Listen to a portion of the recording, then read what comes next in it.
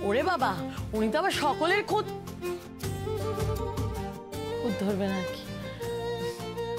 দিদিভাই, তুমি কিন্তু রান্নাটা একদম ঠিকঠাক করে করো, হ্যাঁ? আগের বার মনে আছে তো?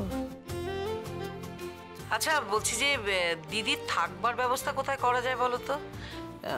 নিচে মোহরের ঘরে? হ্যাঁ মা, আমি বলতেই পারতাম। এতদিন বাদে আপনাদের দুজনের দেখা হবে, একটু গল্পগুজব করতেন। কিন্তু মা, আপনার বড় ছেলে খুব রাগ করবে, আবার বলবে মায়ের একই ঘুম হয় না, তারপরে একসঙ্গে থাকতে দিলে। মা, মণিমাসি কতদিন থাকবে? ছোট, তুই কি এখনো ছেলে মানুষই রয়ে গেলি? অতিথি বাড়িতে আসছে, কতদিন থাকবে সব বলতে হয় নাকি? না না, মানে সরি, আমি ওরম ভাবে বলতে চাইনি। আমি বলতে চেয়েছি মণিমাসি এখানে থাকবেন নাকি ওনার মেয়ের কাছে থাকবেন। বুঝতে পেরেছি, আমার দিদিটি আসছেন বলে তোমরা খুব একটা খুশি নও।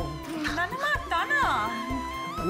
আমি জানি দিদিটা একটু খিটখিটে, ওই সর্বক্ষণ সকলের খুদ ধরে ধরে বেড়ায়, কিন্তু বিশ্বাস করো মনটা কিন্তু একদম পরিষ্কার, একেবারে মানে সোনার মতো একদম ঝকঝক করছে। হ্যাঁ, তা তো বটেই। তবে এবার তোমাদের ভয়ের কিছু নেই, এবার দিদির চোখে তোমরা কেউ নেই, এবার আছে দিদির লক্ষ্যে আমাদের মোহর।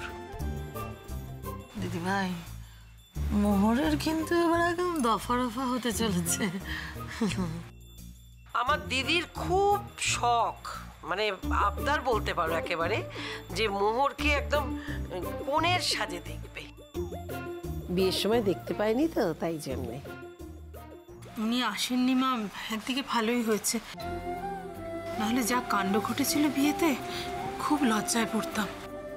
সেটা অবশ্য ঠিক, ওদের বিয়ে নিয়ে তো শুধু বাড়ির লোকেদের নয়, ওদের নিজেদের মনের মধ্যেও ঝড় বয়ে গেছে। কোনো অনুষ্ঠানটাই তো ঠিক করে করা হয়নি বলো, এমনকি ফুলসজ্জাটুকুও নয়। সেসব কথা মনে করিয়ে দেওয়ার লজ্জা দেবেন না মা।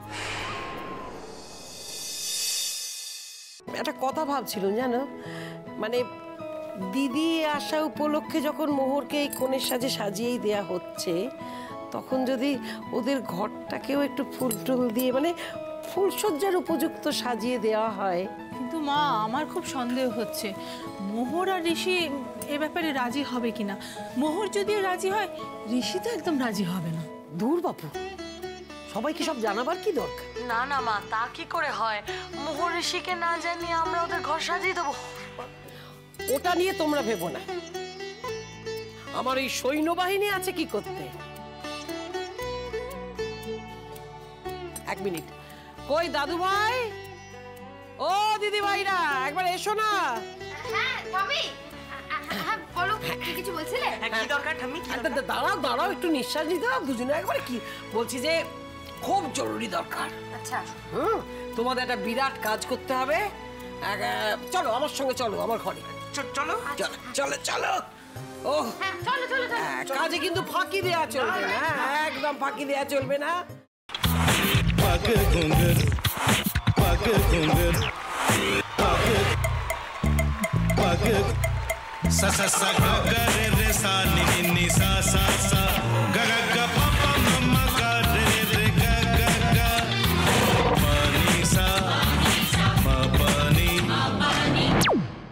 रे रे रे रे रे रे रे रे रे ग रे ग रे ग रे ग रे ग प प प प प म ग रे सा नि द ब सा प म ग रे सा नि द ब सा प म ग रे सा नि द ब सा। ভাতের সঙ্গেই খায়। তোমার ইলিশ মাছ অ্যাকচুয়ালি ভাতের সাথেই ভালো লাগে।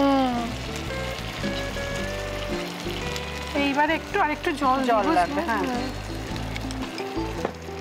সর্ষে বাটা দিলে তো। তুমি বাজার করেছো কখনো? বাজার করেছি কখনো না, বাজারটা আমিই করি। কোথায় বাজার করো? আমাদের, হ্যাঁ আমি বেলঘড়িয়া, মানে আমি খুব খাদ্য রসিক, সত্যি বড়। হ্যাঁ মানে ধরো শনি রোববার হলেই আমার মনটা চুপচুপ করে। হ্যাঁ দেখো ঠিক হচ্ছে কিনা, তারপর বলো। তোমার যাই এখানে ওখানে খেতে, রেস্টুরেন্টে।